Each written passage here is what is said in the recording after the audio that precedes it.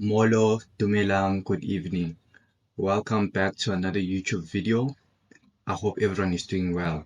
I'm sure you've seen from the title of the video that this video is about everything that you need to know about the CAO.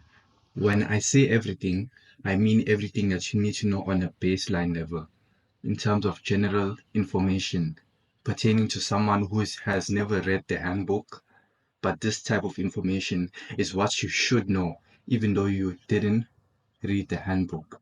So, without wasting any more time, let's get in to the video. It's important to know, what is the CAO? The CAO is an online system that helps the learner to apply to different institutions in one go. It saves you time, effort, and money because you don't have to apply to these institutions individually. CAO does it for you through one application. So you can apply to 4 universities and 16 private colleges through the CAO.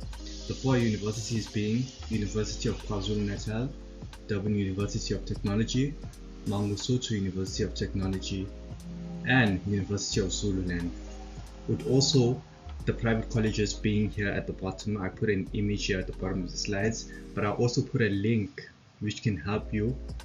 Before you begin with applying, there's some certain type of information that you are required to have. For example, if you are currently in matric, your ID number found on your ID document, or your birth certificate, or your passport number, at least your final grade 11 results, also your grade 12 June when it comes out. You also need to upload that, and or your trials, which is your September results, if you already have it, or as soon as you get it. And in regards to those who have already passed the grade 12 final examination, what they need to have is the ID number, as I stated previously, and the final NSC results. So basically the matric final results. That's what you need to know. Once you're done with all of that, you need to understand the program choice list. So when you go to the CAO website, there's a programs page that will be displayed with the following 3 tabs on the left navigation bar. How to use the program list. The program list uses the filters to search for programs by institution, exam type, working personality, or career direction, or enters the specific program name or code if you know it. That's why I'm saying it's important to read the college handbook, because it contains all this type of information. Other than that, the career directions are divided into 2 sections. The first, with the blue heading, contains programs at universities and universities of technology, and the second, with the orange heading, contains programs at private colleges, all the private colleges that I was talking about in the third slide. So what you're going to see there is there's an NSC level rating and there's an APS rating. Based on how high your percentage was, you can convert this into a score, and the score starts from 1 and it ends at 8. So this is important when you're calculating the number of points you have. Bear in mind that ALO doesn't carry any points. So yeah, even though it doesn't carry any points, that doesn't mean you mustn't give it your all in ALO. Yeah, it's nice to have a good ALO mark. So you're going to also see the different levels of studies and stuff like that, which I can't all mention in this video. I just wanted to keep this video to be quick and brief. And after that, you're going to see calculation tables, you're going to see color codes and program names, and you need to know the minimum requirements for each type of study. For like a degree study, you must obtain at least 40% for home language, attain at least 50% for 4 other subjects. For diploma study, at least 40% for home language, 40% for 3 other subjects. And for higher certificate study, you also have your requirements there. So I noted it here in the slides. You can just read it when you're done. Then when you're done with all that, selecting all your programs and etc., keep in mind that some programs close before other programs. That's why you need to know this. Let's just say for medicine example, June 31st is closed at UKZN. So you need to know there's which program closes when. Some open or remain open longer than others, some close quicker than others. That's why you need to always be on par with what's actually happening in terms of the different institutions that you are interested in. Then once you're done with that, you can actually pay online. Or if you having difficulties paying online, what you can do is you can either go to ShopRite or Checkers and going to pay with your Easy Pay number. Your Easy Pay number will be a number that CAO will give to you that you use to pay as a reference once you go to one of the stores. Or you can either pay online from your phone, or if you go to one of the CAO offices, I read here in the handbook, is that you can also pay with a card there. You can't pay with cash, it's only card. Everything is card, not cash. So once we're done with all of course, you're gonna need to wait for a little while until it reflects on your application that okay, this person did apply. It's gonna show like towards the bottom once you're scrolling down that okay, payment received, stuff like that. Then your application would have been submitted, would have been fully done. Then from there, I'm sure you're gonna be waiting for communication. And keep in mind, there's certain as I told you, that you can see through certain ways that okay, your application has been sent through. But other than that, you need to know how the institution will communicate with you. Who makes the selection decisions? When are offers made? How will I know if I have been selected? How do I select an offer? Keep in mind that it doesn't mean that once you're done applying, maybe in 30 days an offer will be out. You need to wait and don't be hasty. Just wait. The offers will be out. They're usually out towards in January, etc. once you've received your matric final results, or if you're someone who already finished matric in a previous year, it could still be the same thing for you. So don't be hasty. You just need to wait until it's time for offers to be out.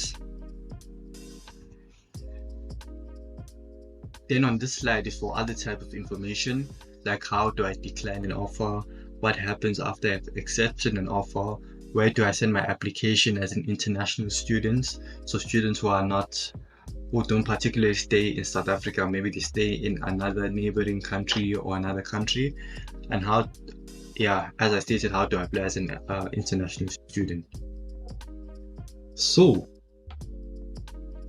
on your CAO, you're going to have different statuses. When I mean different statuses, it's going to mean, like, for example, let's just say you applied for medicine at the University of KwaZulu-Natal. Sometimes maybe the status might be at the beginning waiting for a decision, then after that it changes to shortlisted, then after that it changes to firm offer. So you need to know what all the different statuses mean. Basically, a status is how is it going with your application for a certain course at that university or private colleges. So there's basically like 15 different statuses, and you can just read it off here in the slides when you get time.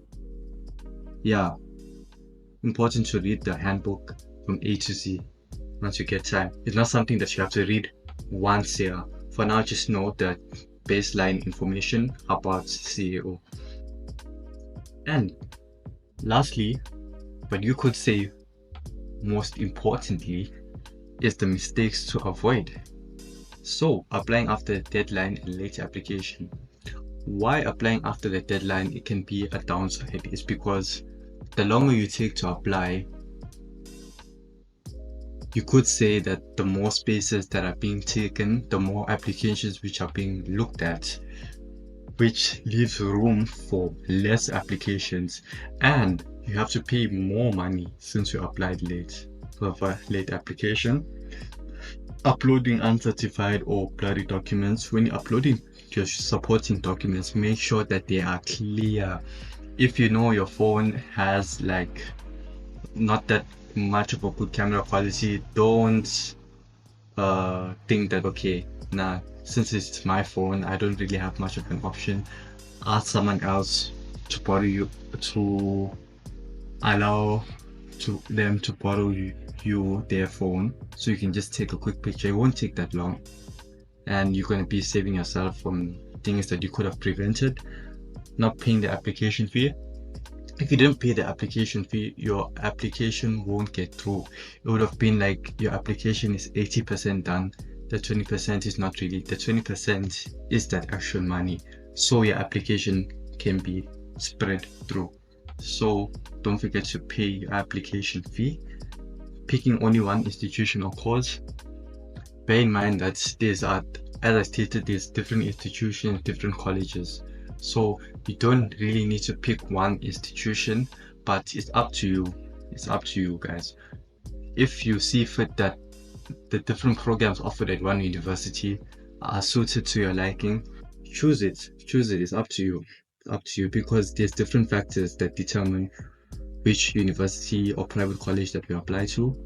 Maybe you want to stay closer to home, etc. So it's up to you, but just broaden your options if you can. Not checking the minimum subject requirements.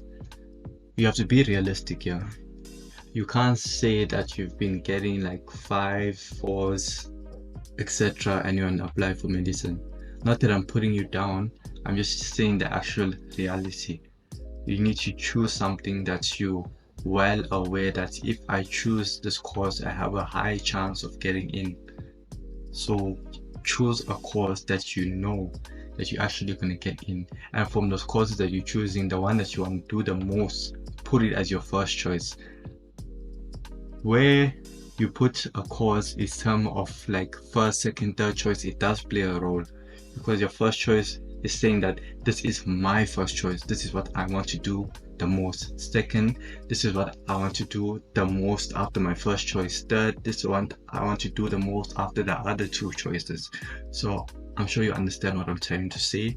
The ranking does play a major role in terms of how the university sees you wanting to do this course. I'm sure you're getting the gist of what I'm trying to say.